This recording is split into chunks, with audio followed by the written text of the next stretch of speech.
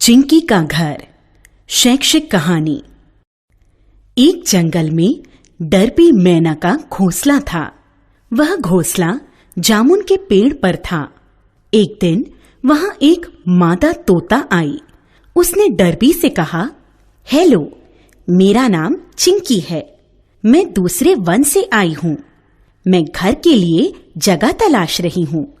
यदि कोई सही जगह हो तो प्लीज मुझे बताओ। इस पेड़ पर तुम अपना घर बना सकती हो, क्योंकि मेरा घर भी इसी पेड़ पर है। हम दोनों एक साथ रहेंगे, डरबी ने सुझाव दिया। चिंकी को डरबी की बात पसंद आई। उसने आसपास का चक्कर लगाकर कहा, जगह बुरी नहीं है, यहाँ काफी शांति है। यहाँ साथ साथ रहने में मजा भी आएगा। दूर खड़ा ग्रीनी गिलहरी दोनों की बातें सुन रहा था। वह घर बनाने का ठेकेदार था, सो उछलता हुआ वहां आ पहुंचा और बोला, चिंकी, मैं ठेकेदार हूँ। अगर तुम्हें यह जगह पसंद है तो मैं तुम्हारे लिए एक सुंदर सा घर बना सकता हूँ। चिंकी राजी हो गई। उसने पेड़ की सबसे ऊपर की डाल को पसंद किया।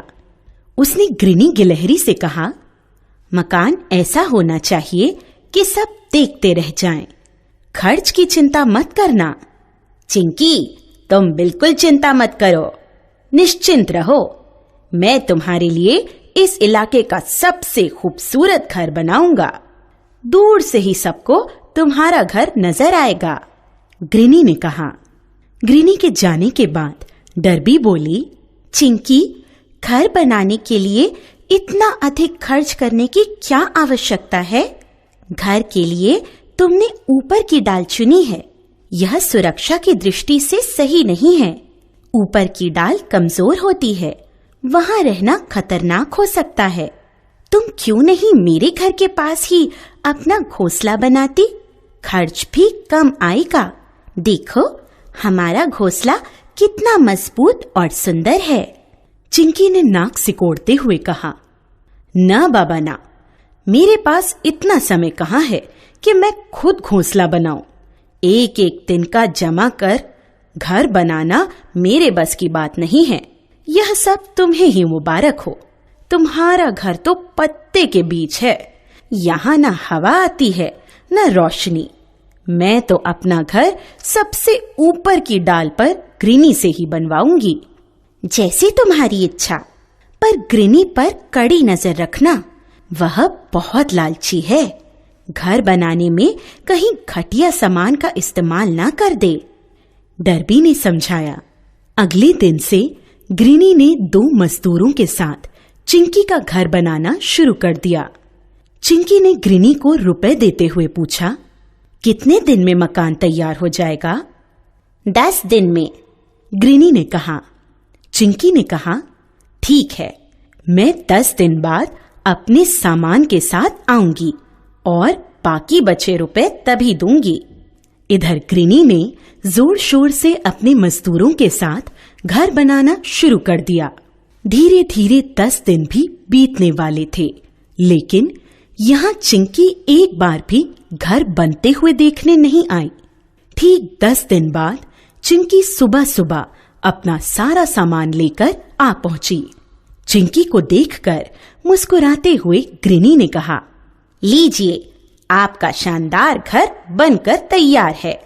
चिंकी ने सिर उठाकर ऊपर देखा तो उसे सबसे ऊपर की डाल पर सुंदर सा अपना घर नजर आया।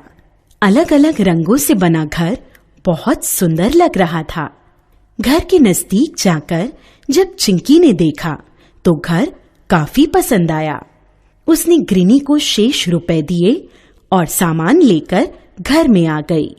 दोपहर के समय चिंकी ने डरबी से कहा, डरबी, आओ, मैं तुम्हें अपना नया घर दिखाती हूँ। नए घर में चिंकी ने डरबी का खूब स्वागत किया और पूरा घर दिखाया। अंदर की सजावट बहुत सुंदर थी। 2 बेडरूम थे, एक ड्राइंग रूम था, किचन, बाथरूम, बरामदा अलग से था। तुम्हारा घर तो बहुत सुंदर है, डरबी ने तारीफ की। चिंकी बड़े गर्व से बोली, हाँ, यहाँ जरूरत की सारी वस्तुएं मौजूद हैं।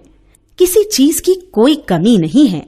अगले दिन डर्बी ने भी चिंकी को अपने घर आने की दावत दी तो चिंकी बोली, डर्बी, बुरा मत मानना, तुम्हारा घोंसला बहुत छोटा है।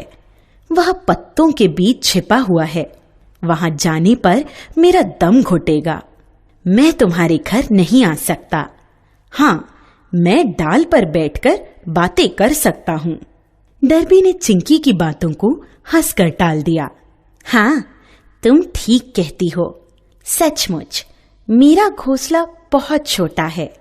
इस तरह कुछ दिन बाद डर्बी और चिंकी डाल पर बैठे बातें कर रहे थे। तभी ग्रीनी गिलहरी हांफते हुए आई और कहने लगी, डर्बी, बड़ा तेज तूफान आने वाला है। मौसम विभाग ने चेतावनी जारी की है कि सभी लोग अपने अपने घरों में चले जाएं। यह सुनकर डर्बी और चिंकी दोनों अपने अपने घरों में दुबक गए। साथ ही पेड़ के अन्य प्राणी भी अपने अपने घरों में दरवाजे बंद कर बैठ गए। कुछ देर बाद मौसम विभाग के अनुसार चारों तरफ काले बादल छा गए। तेज हवाएं चलने लगी। कुछ ही देर में तेज हवाओं ने तूफान का रूप धारण कर लिया। तूफान ने खूब तबाही मचाई। जब मौसम शांत हुआ तो डर्बी ने अपने घोंसले से सिर निकालकर बाहर देखा। चारों तरफ पत्ते बिखरे पड़े थे। कई टहनियां भी टूटकर गिरी हुई थी। तभी उसकी नजर जमीन पर गिरे चिंकी के टूटे घर पर पड़ी।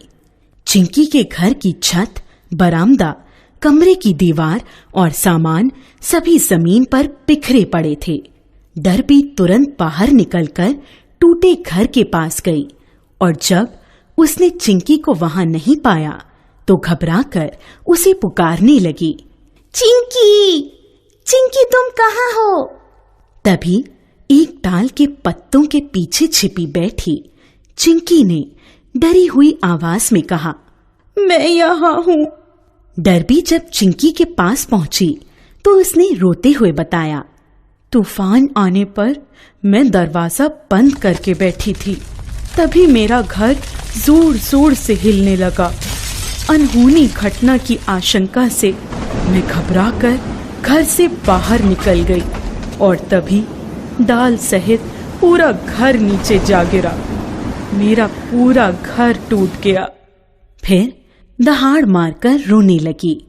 डर्बी ने उसे दिलासा दिया, शुक्र है भगवान की कृपा से तुम्हारी जान बच गई। अब मैं कहाँ रहूंगी? मेरे पास दोबारा घर बनाने के लिए पैसे भी नहीं हैं। यह कहते हुए चिंकी लगातार रोए जा रही थी। चिंकी, अब रोने से कोई फायदा नहीं। मैंने तुम्हें पहले ही सावधान किया था कि ग्रीनी पर आंखें बंद करके विश्वास मत करना। यह उसी का नतीजा है।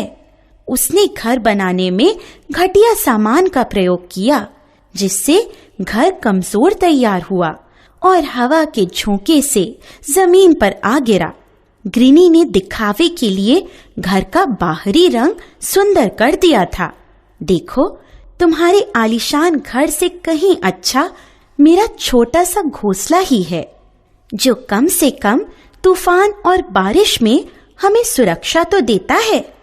अगर घर बनाते समय तुमने निगरानी रखी होती तो आज रोना नहीं पड़ता।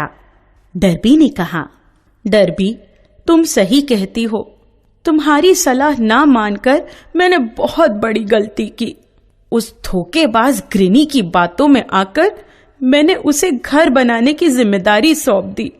अगर मैं अपना घर खुद बनाती तो पछताना नहीं पड़ता। चिंकी को खुद पर अफसोस हो रहा था। डर्बी ने फिर उसे समझाया, चिंकी, जो होना था सो हो गया। अब पछताने से कुछ नहीं होगा। तुम्हें फिर से नया घर बनाना होगा।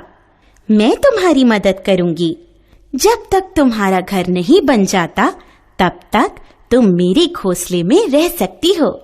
आज चिंकी को अपनी गलती और बड़बोलेपन पर पछतावा हो रहा था कि उसने किस तरह डर्बी के घर का मजाक उड़ाया था। आज उसी घर में आसरा लेना पड़ रहा है। चिंकी खुशी खुशी डर्बी के साथ रहने को राजी हो गई। उसने जीवन में नया सबक सीख लिया था कि आंख मूंदकर किसी पर विश्वास नहीं करना चाहिए और न ही किसी की वस्तु का मजाक उड़ाना चाहिए।